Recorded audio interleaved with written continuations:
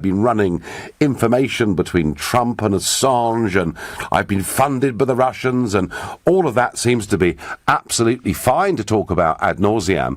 How could it be that there was so little coverage of this issue? Well, I tell you what, I didn't need to wait very long, because this morning, taking questions after his speech to manufacturers, Jeremy Corbyn responded to a journalist, John Stevens from the Daily Mail, by saying the stories about him and a Czech spy during the Cold War were nonsense. John Stevens from the Daily Mail. Mr Corbyn, you say you want these business leaders to put their trust in you to run the country. How can they do that when serious questions remain about your past? And will you give permission for your stars and flowers to release to help clear things up? Thanks for your question. I'm very sorry that the Daily Mail has reduced itself to reproducing some nonsense that was written in the Sun beforehand.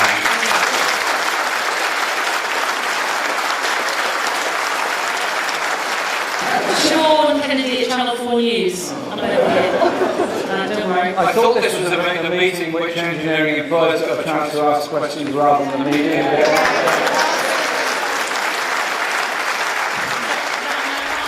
He was asked once again by another journalist. Final question, are you a Czech spy? No. Well, this went on through the course of the day. And very interesting that, and okay, you know, you can argue that some newspapers, like the Sun or the Mail, have a different political view, and you may not wish to expose yourself to being interviewed by them. But, you know, the broadcast media, whether it's ITV or the BBC or LBC or whatever it is, you know, they're actually regulated quite strictly. And yet he refused to do any media broadcast interviews on this subject today, despite, after that press conference, following his speech to manufacturers, there being a huge clamour.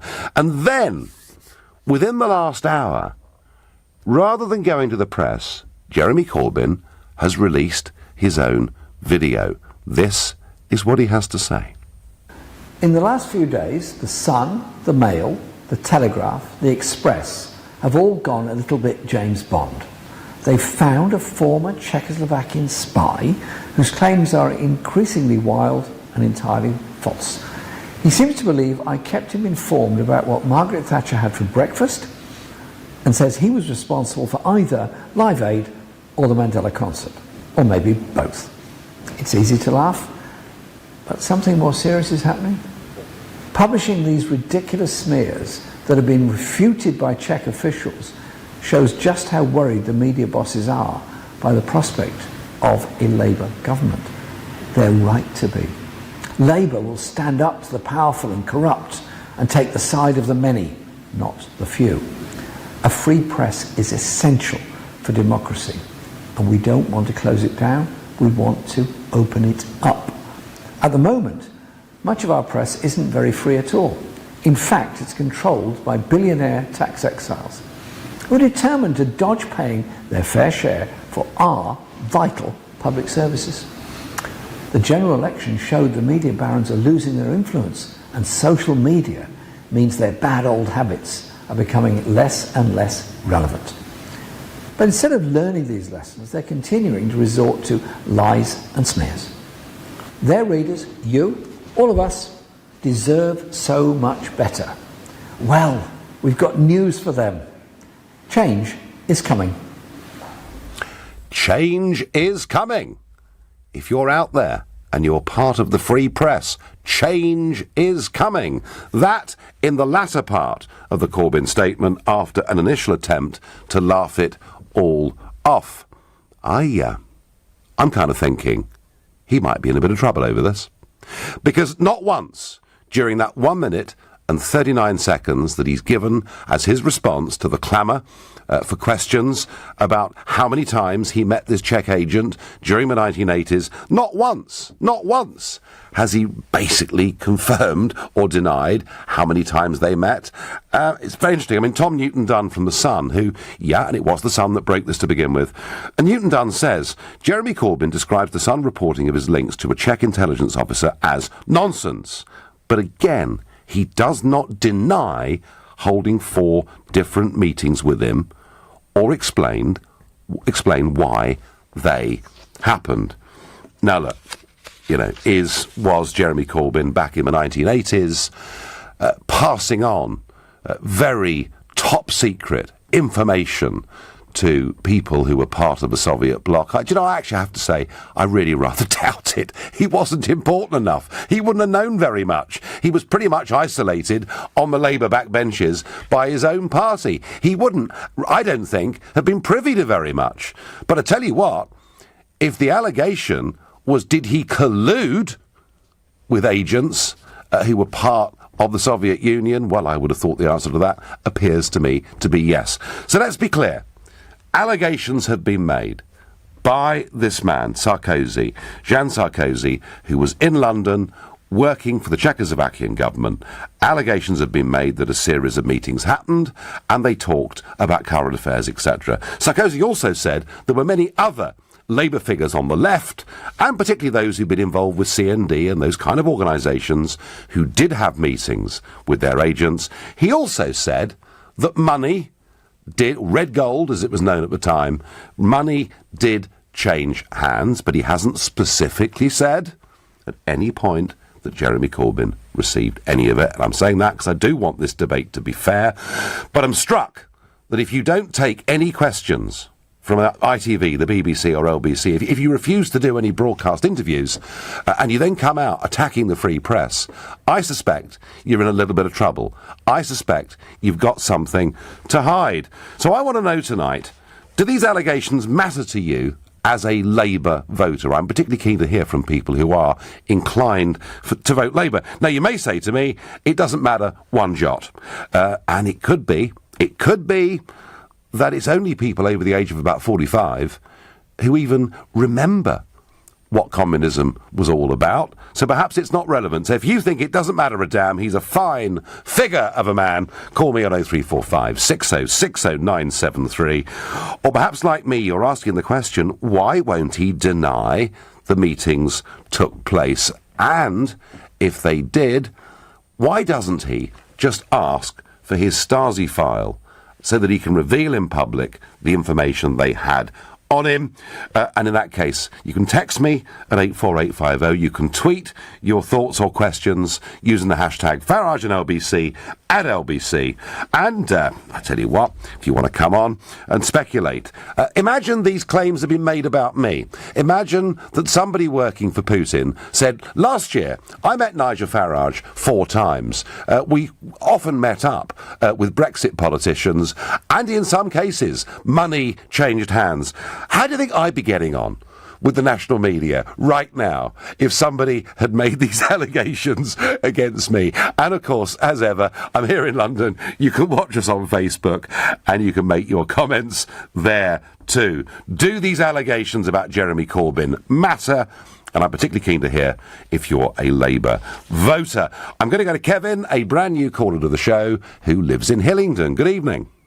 Good evening, Nigel. Yeah, I just made a shock surprise. The media again attacking Corbyn. I'm no friend of Corbyn's. I'm an absolute Green supporter. I think they stole most of our policies from our selection anyway. Corbyn, Kevin, Corbyn in many ways is quite green, isn't he? Well, he's not as radical as the Green Party in a lot of ways, including proportional representation, but that's an argument. Okay. There's a famous non-mentioned named owner of an airline who always said, publicity, good or bad, is always good. Mm-hmm. And I believe the Conservative Party and the people that back them are concerned that there's going to be an election this year, and let's rubbish Corbyn like we did before, because we want to get people not to vote for him, and it's just going to end up the opposite way. I'm just absolutely not surprised at all. Don't believe any of it. Okay. Okay. We'll see. Okay, Kevin, I'm hearing what you say. I mean, would it be fair to say that Corbyn quite consistently had a record of meeting and supporting organisations that neither Conservative nor Labour governments were in favour of, such as Sinn Féin IRA, invited them to meetings in the House of Commons, such as many of the things he said about Hamas and Hezbollah. And Kevin, he was, a paid-up supporter of the campaign for nuclear disarmament, very much on the Marxist wing of the Labour Party. Do you not think, Kevin, I mean, do you know what? I've had lots of allegations made about me. Most of them untrue, thank goodness, but some of them true. And, if I was asked the question, Kevin, had I still been leader of UKIP, had I met this Russian agent, I couldn't really dodge it, could I? I'd have to say either I'd met them or I hadn't. Do you not think, Kevin, that it's a fair question from the conservative-leaning media to ask him to confirm or deny whether 4 meetings took place? Well, not really, because, as you said, you mentioned about Sinn Féin. John Major was the first courageous Prime Minister that actually started the peace talks. The Yes. government isn't really going to get the reward that Tony Blair got. But he didn't invite them into the House of Commons within a few weeks of the Brighton bomb, did he? Well, there you go. You're mixing terrorism and political arms with political...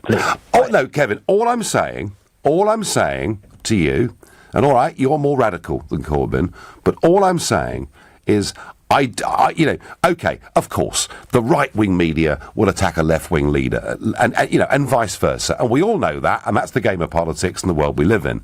I'm just asking you, Kevin, is it not a reasonable question for Jeremy Corbyn to be asked and to answer, which he steadfastly did not do in that 1 minute and 39-second video that he's done?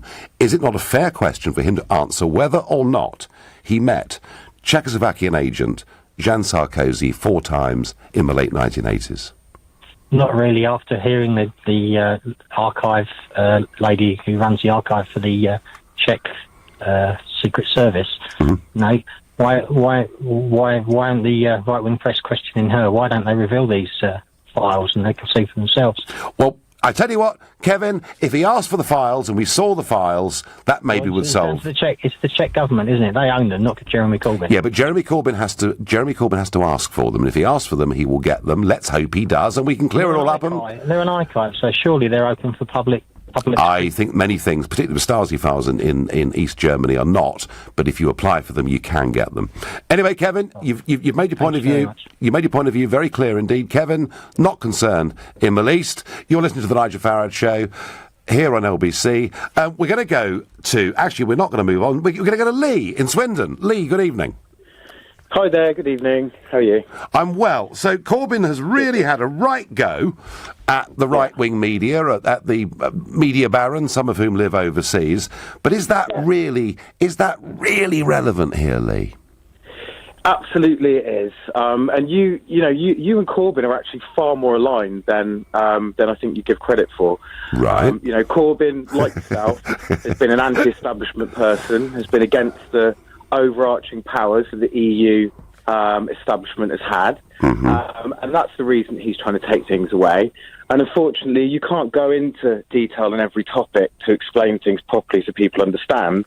But what's happening here, as well, it's completely transparent. Everybody in the country can see what's going on. We're not stupid, and it's an obvious smear against Corbyn. It's the most transparent, obvious smear ever. And the fact that he's not responding to the very specific points are because you're giving credit and you're allowing those points to be amplified. He's not engaging in conversations about whether he had a meeting 30 years ago with some Czech spy, which is just absolutely ridiculous. Why is it ridiculous, Lee? What? Why is it ridiculous? Why is it ridiculous? Yeah. Well, okay, number one, what's the purpose of Parliament and government? The purpose of government is to govern, and it's to make sure that we have the services and a strong economy. The purpose of Parliament is to help guide government and represent the people. So what if one person in the representation for the whole of our Parliament had a conversation? Well, it wasn't one person, was it? You disagree with? It wasn't one person, Lee, was it? Because actually what's being said is that several Labour MPs were meeting with this agent and with other agents from the Soviet bloc. Yeah, I personally don't know the absolute ins and outs. I don't think anybody does, apart from Corbyn, the spy, and the other people in question. But it's not unusual. I mean, for example, the government, there's this smear that always comes out about Corbyn speaking to the IRA. Actually, the government were negotiating with the IRA. Later on they were. Lee, later on they were. You're right. John Major did, in secret, meet the IRA, and it did lead to a process that Blair concluded, with the Good Friday Agreement. And you're absolutely right about that. However, I think... Talking to people is a good thing. Talking to people who have different opinions is a good thing. That's how you bring consensus. Is it a good thing?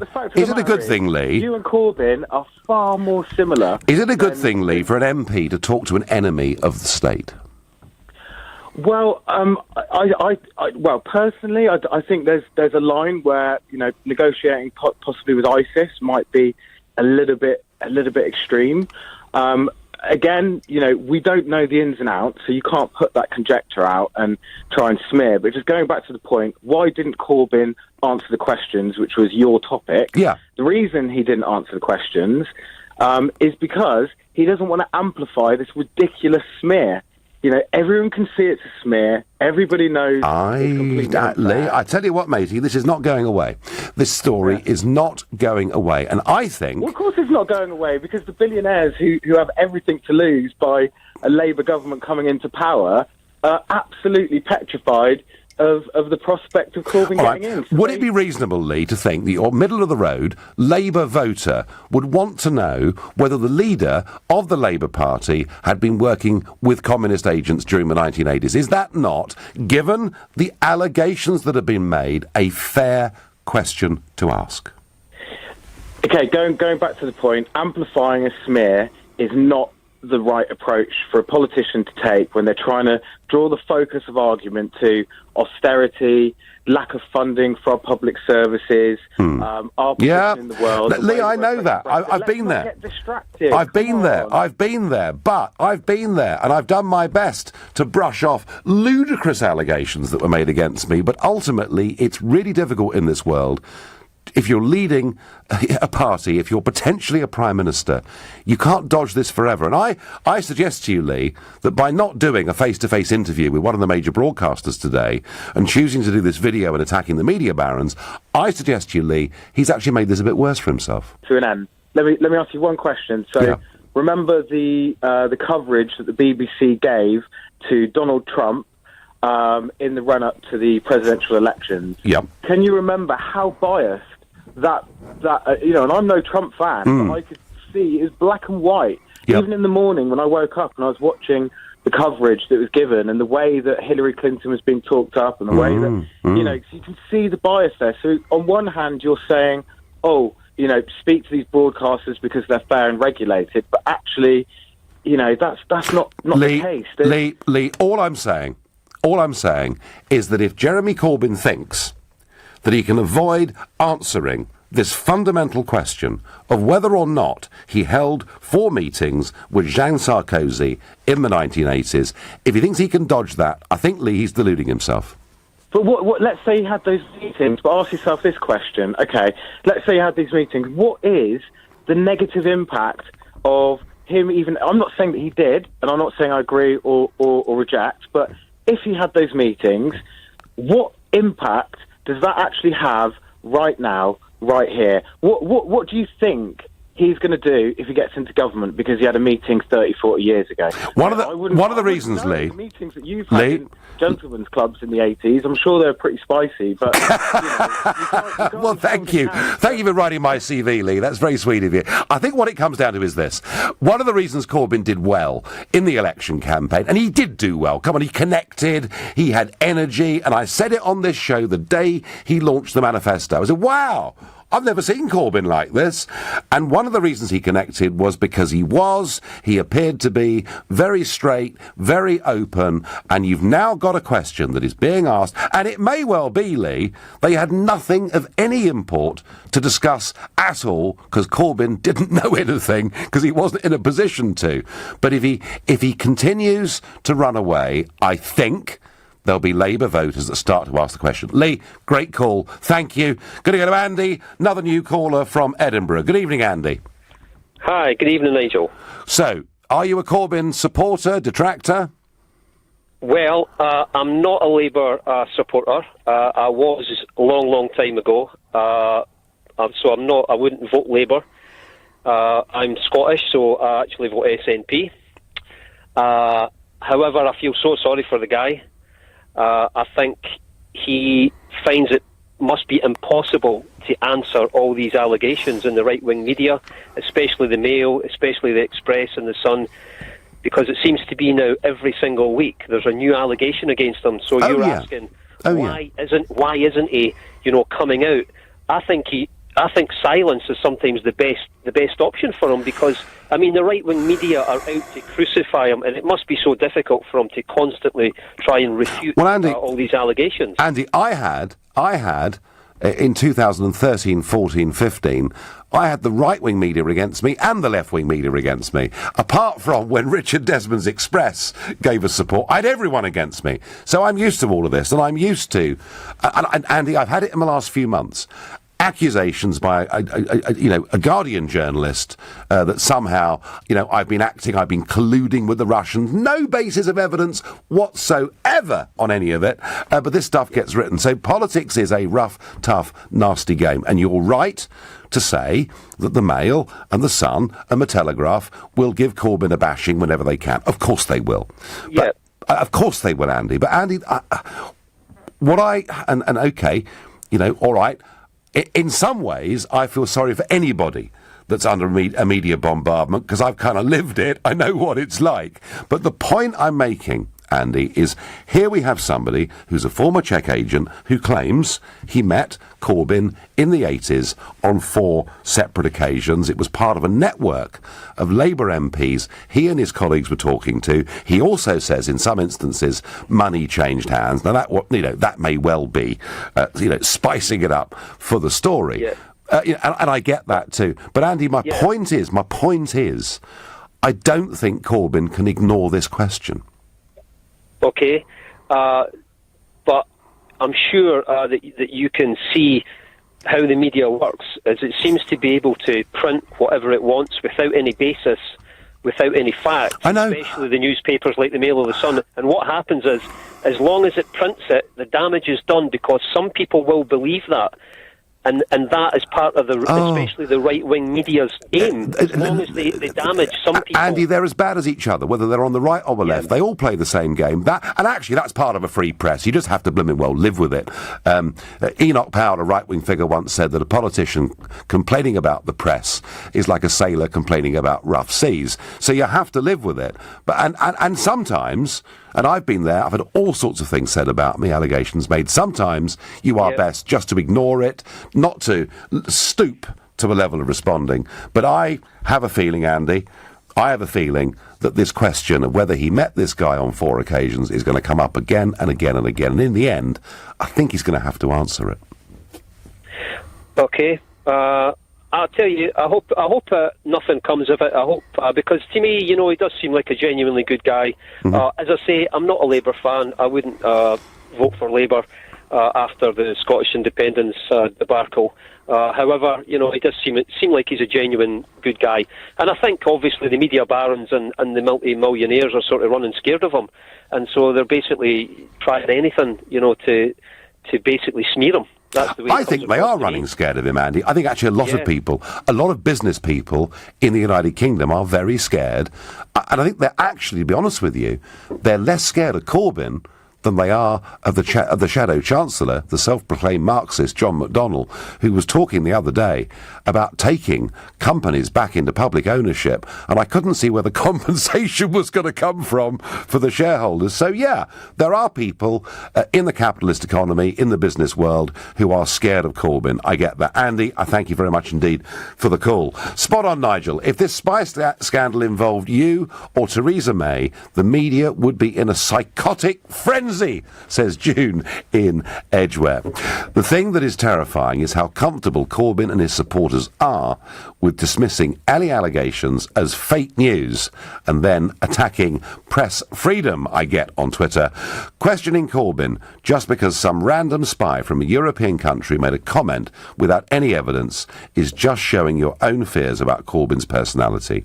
He is the Prime Minister in waiting, says Arif. Arif, I have been told, it's been said, that the next time I land in the USA, the FBI are going to arrest me because of my part, because I have colluded with the Russians, both on the Brexit campaign and on the Trump campaign. And do you know what? Barring drinking the odd glass of vodka now and again, I've had no connections with Russia in any way at all. So all sorts of accusations get made without any basis, but Corbyn can't avoid, did he meet this guy 4 times or not? That's my view. Linda, a new caller from Liverpool. Good evening. Good evening, Nigel. So, what do you think? How are you? I'm well. I'm very well, and I'm watching... Did you have to watch your hubcaps when you've been in Liverpool, in case anyone stole your wheels? The last couple of times I've been to Liverpool, Linda, I've had an absolutely wonderful time. Well, thank you for that. Oh, and by the way, Nigel, good timing on getting out of UKIP at the right time. Anyway, that's by the by. I want to talk about Mr Corbyn. Yeah. Now, I'm quite well versed. I remember the Harold Wilson days. They accused him of the same thing. They accused Michael Foot, Redhead, etc., etc. I suspect the right-wing press are doing this for one reason, and one reason alone. I mean, you know all the slurs over Redhead. I mean, God love him, they even degraded his father, the right-wing press. It's simple as this. They've got nothing positive to say about the Tories. Boris's lousy speech, Theresa May's lousy behaviour. I mean, what a leader. My God, I could do better. I'm sure.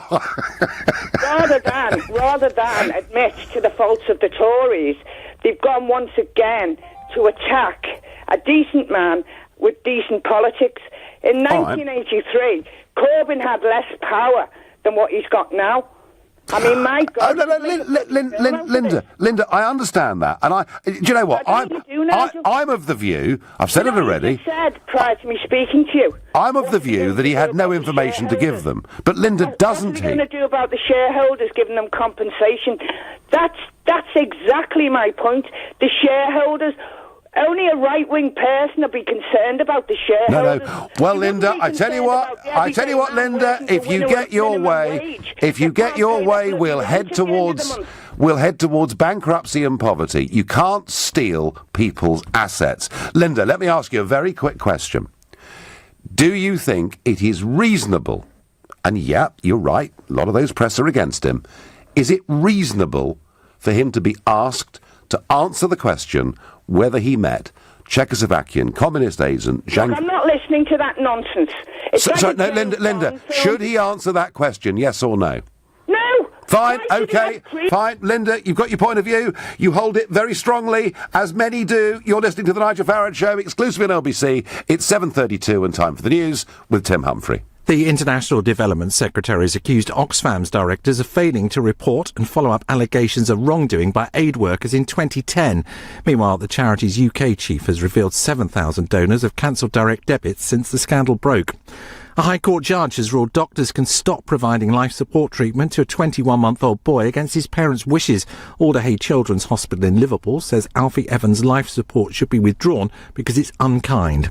A council has approved plans to provide free school meals every day of the year to children from low-income households. The North Lanarkshire Authority is expanding its scheme to cover weekends and school holidays. LBC weather, patchy light rain in the south tonight, cold and frosty in the north and west with a low of 1 degree.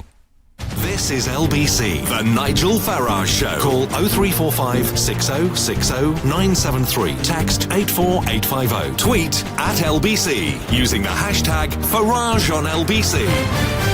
We're discussing Jeremy Corbyn. Is it a right-wing media conspiracy? Are they being beastly? Are they being unfair?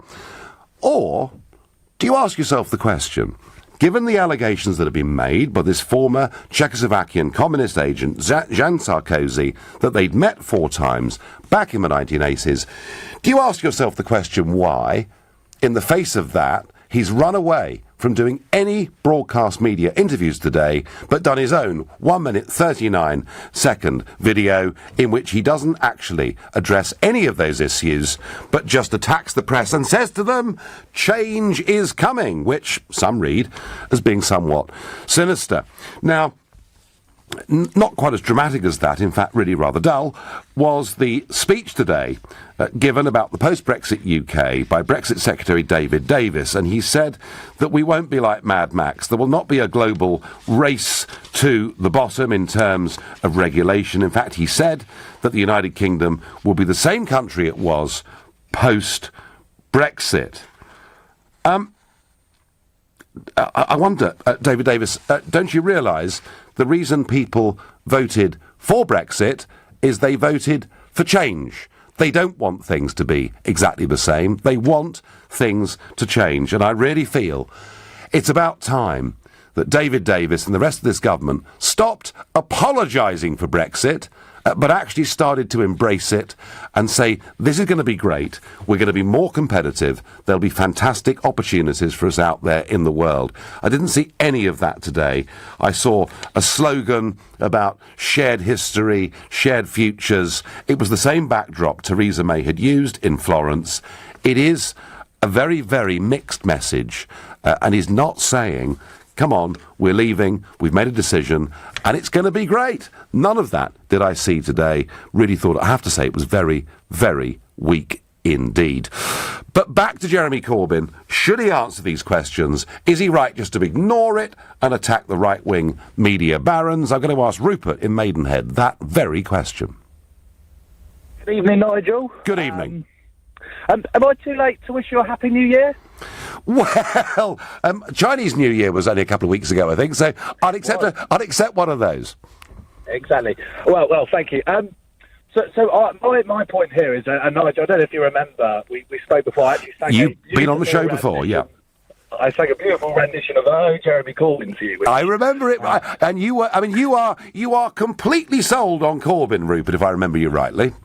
That is correct, Nigel. Okay, good. Well, you are the perfect caller then for this subject. Do you have, Rupert, you know, and you can give me another Jeremy Corbyn in a minute, but are you concerned in the least about these meetings that are said to have happened back in the 1980s?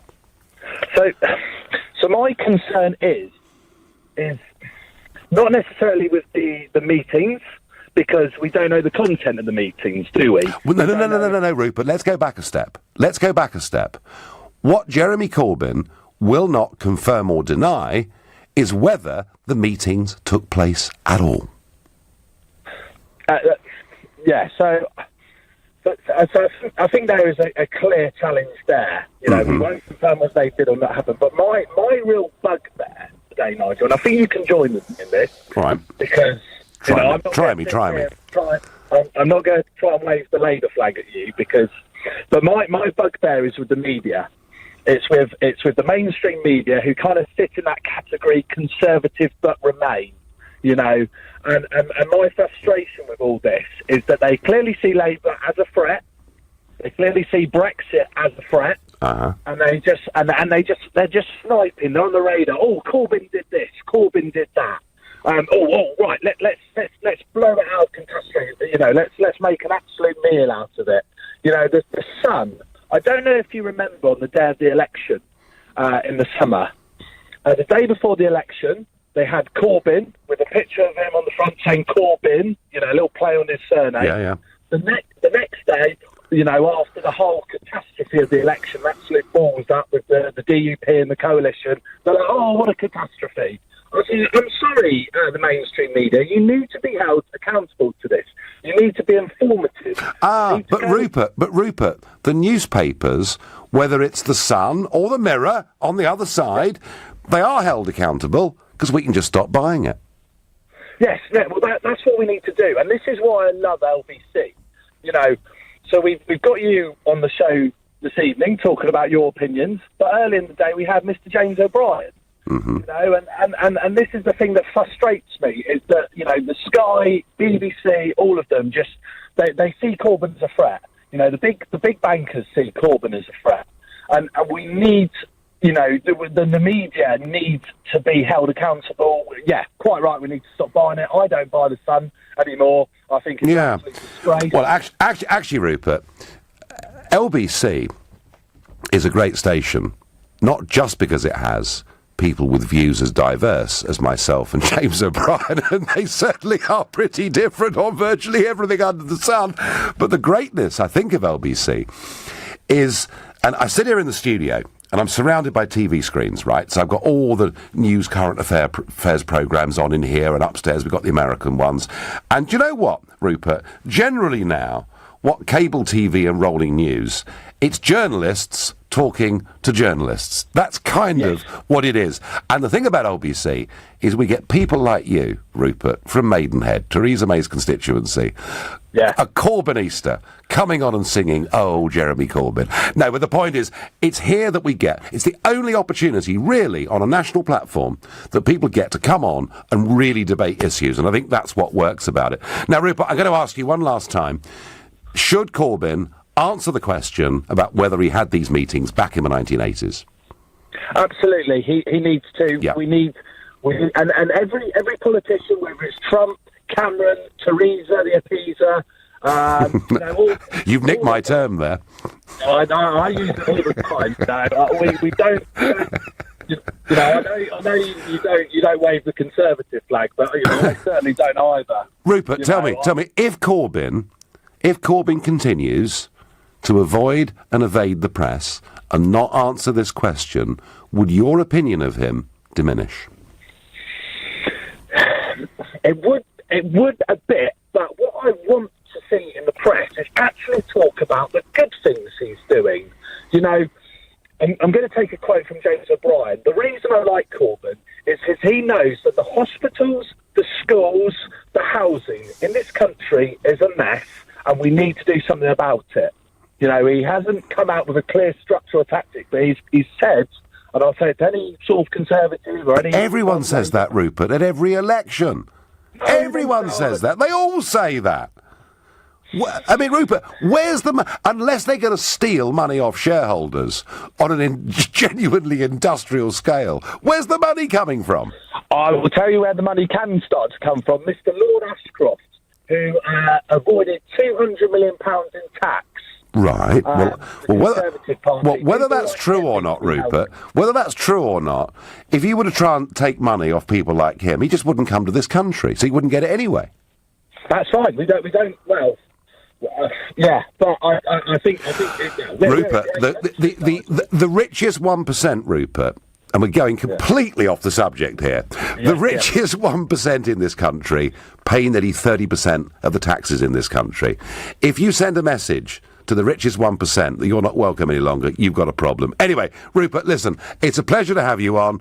Let's see whether he answers these questions or not. I'm pleased, as a Corbynite, that you think he should answer them. Give us an old Jeremy Corbyn. Oh, Jeremy Corbyn. Very good, Rupert, thank you. Well, we do get the odd regular caller. They're mostly new callers, but that was quite fun, I thought. I'm going to ask Ian in Stoke. Do you think, Ian, Corbyn needs to answer these questions? Evening, Nigel. Evening. Very simple answer to a very simple question. Yes. Now, before I explain my reason why, can I just thank you for using the accountability and the analogy of we could stop buying newspapers? Yes. I'm a Liverpool fan, and like millions of them, we stopped buying The Sun years ago because of what they did. That's called accountability. It's accountability, it's the free market, and there's nothing wrong with that. Exactly. And nice and simple. I remember a couple of years ago, and without obviously talking about my own political persuasion, I remember a couple of years ago a gentleman called Jeremy Corbyn becoming leader of the Labour Party and talking all about open, transparent and honest politics. He's going to be the man who's going to do everything differently the way the public want to see it. I don't see that right now with regards to this issue. And when he's been asked a direct question, he has not answered it. Now, the very simple truth is, journalists, as you well know, will go fishing a lot of the time, but they won't go fishing without a little bit of smoke. And generally, they work on the sort of two sets of information rule. If they've only heard it once, they don't believe it. If they heard it twice, hang on a minute, we're going to think about it. When they've heard it 2, 3, 4 times, they're going to fish. Now, if Jeremy is absolutely adamant that he did not meet anybody in the 1980s, 90s, whatever, I don't really care. Well, we don't know, Ian. We don't know. That's exactly. Yeah. He should just do one thing, Nigel, very simple. He either comes out and says no, yep, or he says to the newspapers that he's now up against, I'm going to sue you. I'm going to sue you for putting something in the press that is slanderous or defamation. Do you know what? Even if, Ian, everything they've written is wholly untrue, I would not recommend Jeremy Corbyn sues them. I've been involved in libel cases. I've been on both sides of them. And the trouble with libel, Ian, is that it literally consumes your whole life in terms of time and energy. And if Jeremy Corbyn wants to become the next Prime Minister, the last thing he should do is to sue anybody, in my opinion. But there comes a level where you take the higher ground forever and ever and ever, which is what he's trying to do. And actually, sometimes the public want to just hear you say, hey, hang on a minute, lads. We haven't done this. I haven't done that, and deny it. Do you think, Ian? Very clearly, he hasn't. Do you think, Ian? Somebody that looks at this stuff and cares about it. Do you think I'm right in that by refusing all broadcast interviews today, doing his own 1 minute 39 face-to-camera video interview, that this looks like a Labour leader for the first time, somewhat on the back foot? It looks like he's been advised in a way that I wouldn't advise him, is the best way to describe it. Well, if it all goes wrong, Ian, they may well take you on. Thank you. And I'm asked here by Philip from Whiteleaf. Well, Nigel, are you going to tell us how many times you've met Putin? This is nonsense. This is a left-wing press conspiracy. It's been written up in The Guardian and the BBC and the New York Times, and it's outrageous that I should be asked questions like this. It's wrong. It's morally, completely wrong. Knows the answer. Never. You're listening to The Nigel Farage Show. It's exclusive on LBC. It's 7:45. Coming up at 8 on LBC, Clive Bull. A woman who left a rude note on an ambulance has been fined £120. How common is it for the emergency services to be abused by the public? Clive Bull on LBC.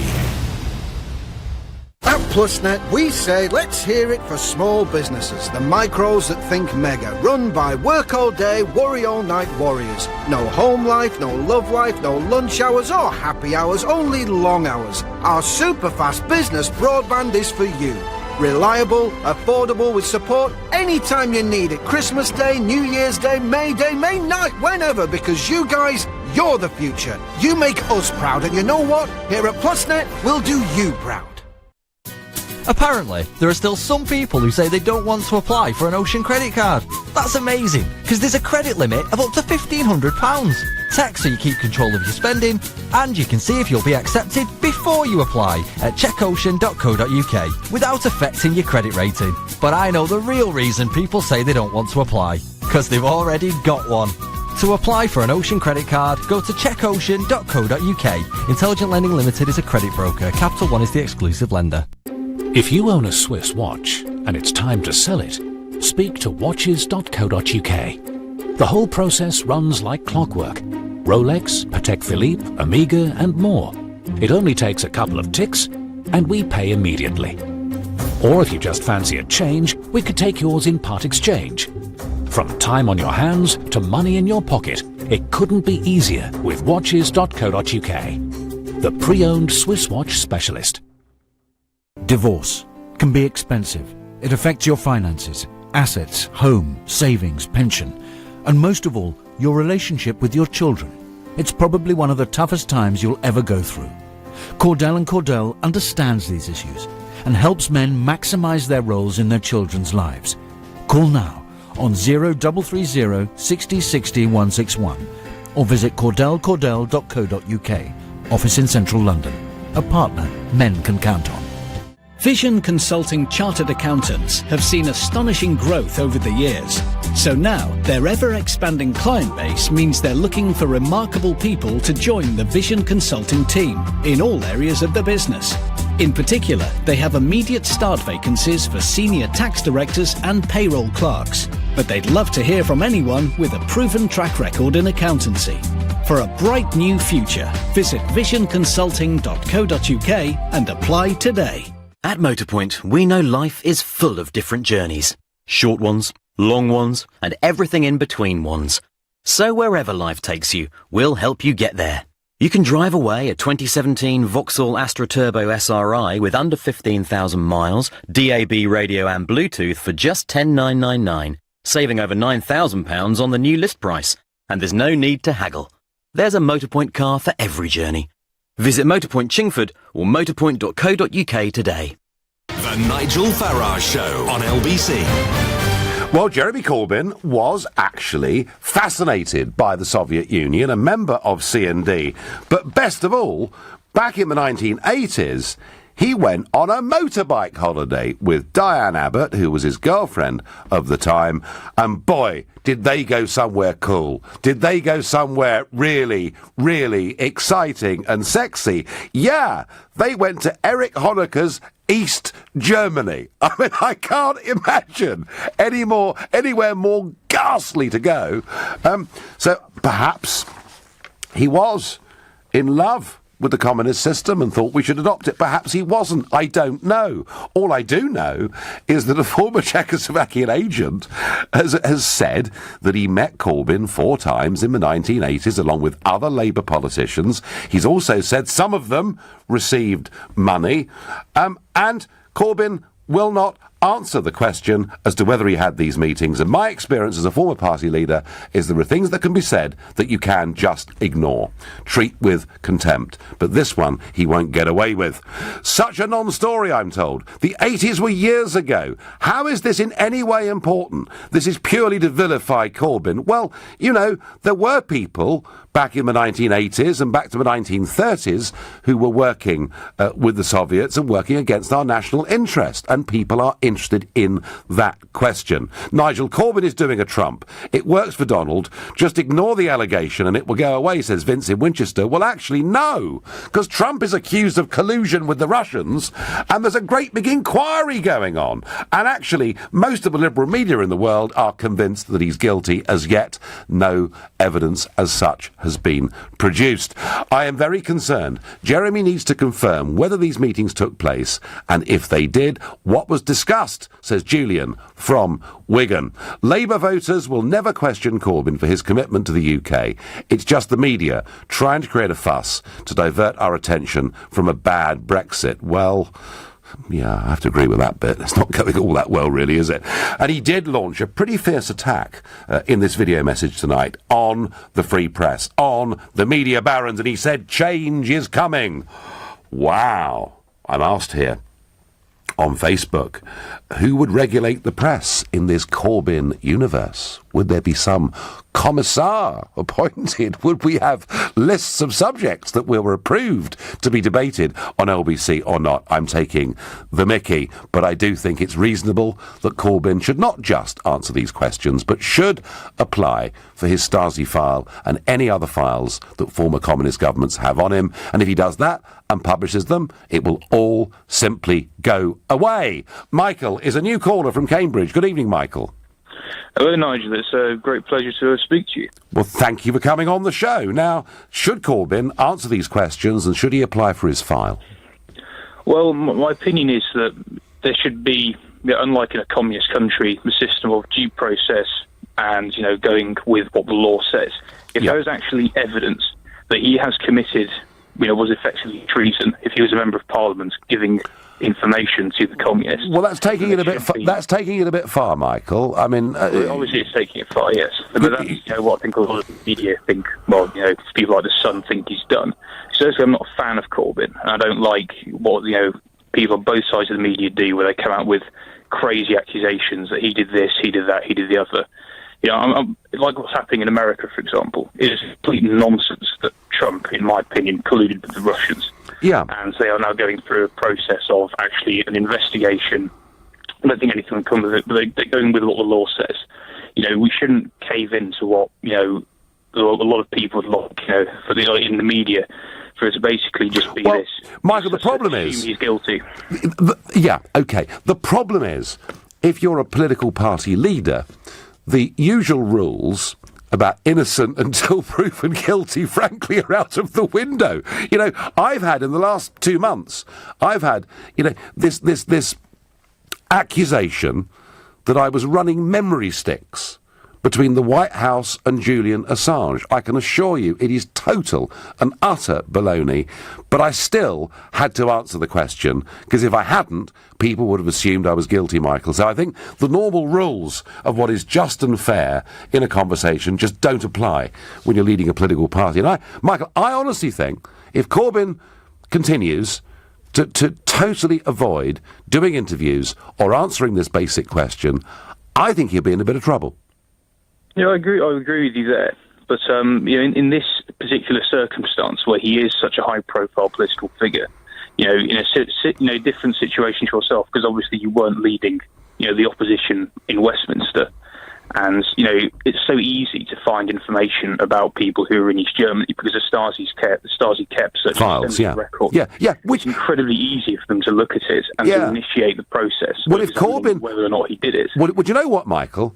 If Corbyn doesn't apply for these files himself, the chances are those files will find public light of day anyway, and that could be even worse for him. So I think he's got to take action. Michael, I thank you for your call. If Jeremy Corbyn is innocent, he should ask for his files and publish them to prove this, I get. Linda from Durham says, I think Jeremy Corbyn's silence is not good.